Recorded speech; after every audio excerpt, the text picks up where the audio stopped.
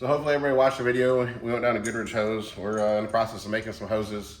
A few reasons I like these reusable fittings over the crimp stuff is, obviously they're reusable. So we have a problem, I always got a little bit of spare hose. I can take the fittings off, spin them out, make a new line. If I need to change one end, you know, we can do that. So especially for guys on budget racers, you know, you're not locked into that crimp end, and once it's done or it doesn't work, you're pretty much done with it. You know, you pretty much waste the whole hose. So that's a big reason I like using these reusable fittings. We got the hose cut. We're gonna put it in here. I'll show you how to do the assembly here. I always say it's a good idea to use these Aero-Quip soft jaws. It doesn't tear up your fittings. It holds them real nice.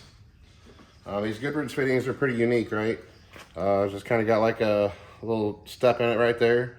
And what it does is it pulls that hose up when you bottom it out, and it actually keeps going, and it'll make a little ball in there, like a little bead, and that's what forms your seal. But they're everything to put some oil on the fitting. So our oil threads up nice and good. Oil inside the hose.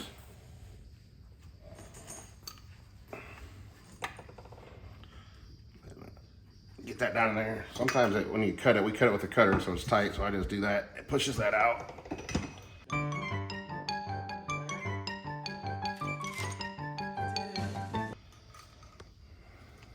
That'll start nice and easy.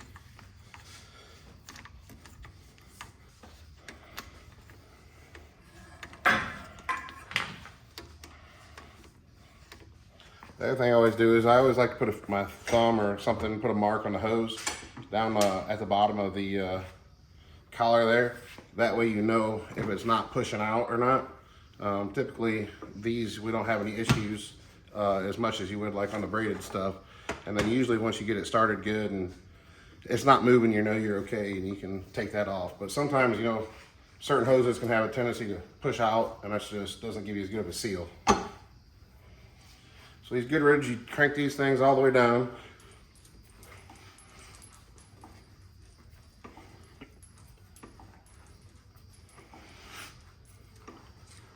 That catch. Zach thought he was gonna have me dropping something else. So you run these down until they touch. And then when they touch, you go 3 additional turns. 1, 2, 3. And then you don't have to be perfect, but they say recommend 3. If you need to go a little more, you can. That's another pro I like to these fittings. You really don't need any swivel fittings. This one, obviously, with a straight, you don't need it. But if you run like a 90 and a 90, you could just keep turning that fitting to get it oriented where you need it on either end. And a lot of times you can even do that right on the car. So it makes life a lot easier, because, you know, the swivel fittings, you know, they're pretty good, but I always feel like you do have another chance of the way that O-ring and stuff is, another spot for them to leak. So another thing I like. And now we're just ready to, we'll brake clean them out good, blow them out good, and then dab anti-seize on the fittings and install them.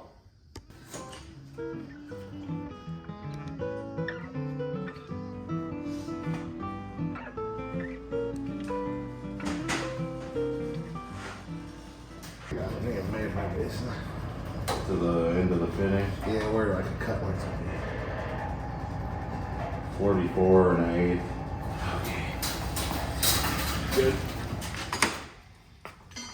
All right, guys, we're messing with some ball joint stuff here. Obviously, most people run hollow ball joints.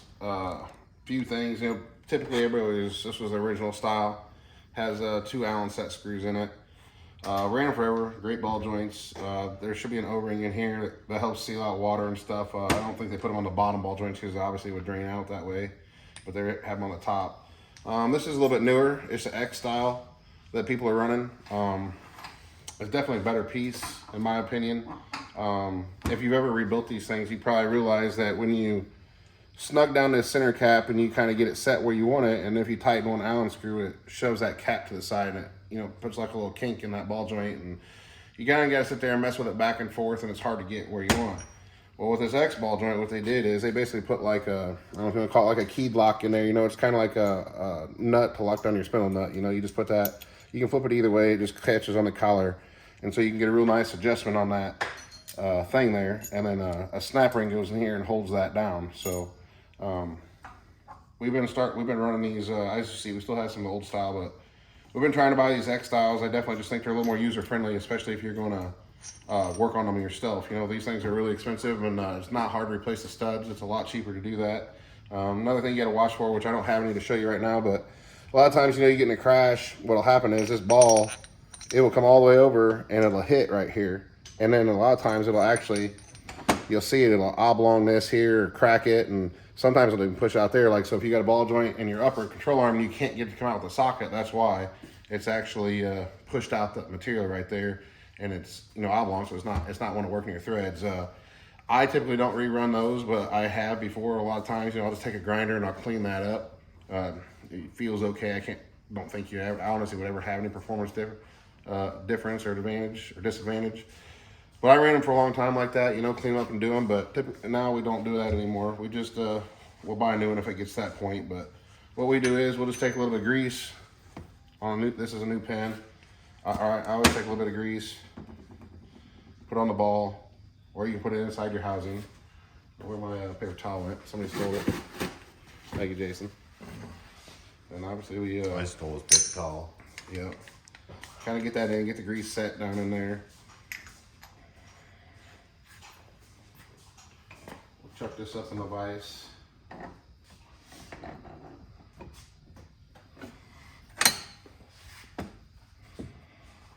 I'm sure there's a speck on this, but I've never really seen one, honestly, to tell you the truth.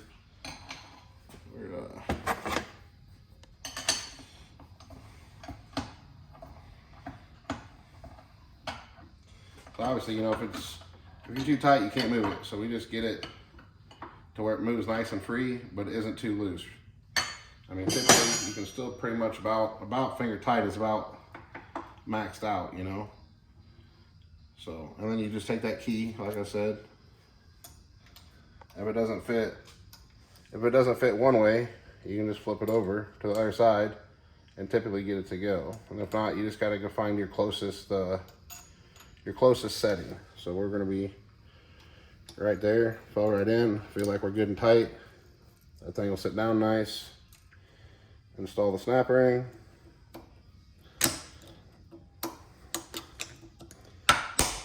And there you go. So now you fixed your $100 ball joint. You just put a $40 stud in it and saved half the price. And you know you got you a good piece. It's not bent. You know, very, very important to always check your ball joints, check your spindles. That's very critical and overlooked by a lot of amateurs and guys that don't, you know, stay on top of their stuff. But there's a little bit of ball joint maintenance for you.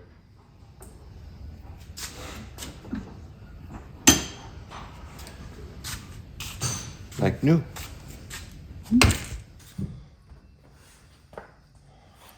Guys, I want to talk about some pretty cool stuff that 5-Star Bodies has been doing here. I buy everything from Performance Bodies. You know, 5-Star Bodies, they make it all. Performance Bodies is a distributor for them, and they're not too far from me. They do a great job. Famous same-day shipping, so I buy a lot of stuff from them.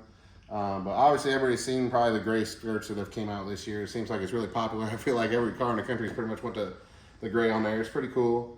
I don't know, it's kind of growing on me. I think I might go back to the green here on the other car. But something else that's really cool, these came out, you know, last year. This is a plastic filler panel. It comes in a 3x5 sheet. It's actually, we ran all season last season. You can see we put a brake on there. We've actually made quarter panels out of this stuff. You can put it in the sheet metal brake and bend it just like sheet metal. I mean, it's really good stuff. It's really durable, and obviously everybody knows the cost of aluminum right now is through the roof. So, you know, it's a little more initial cost, but I feel like you're probably outlasting your aluminum at least 3 to 4 times the one anyway by running the plastic. And of course, you know, the filler panels, we get tons of rock dings.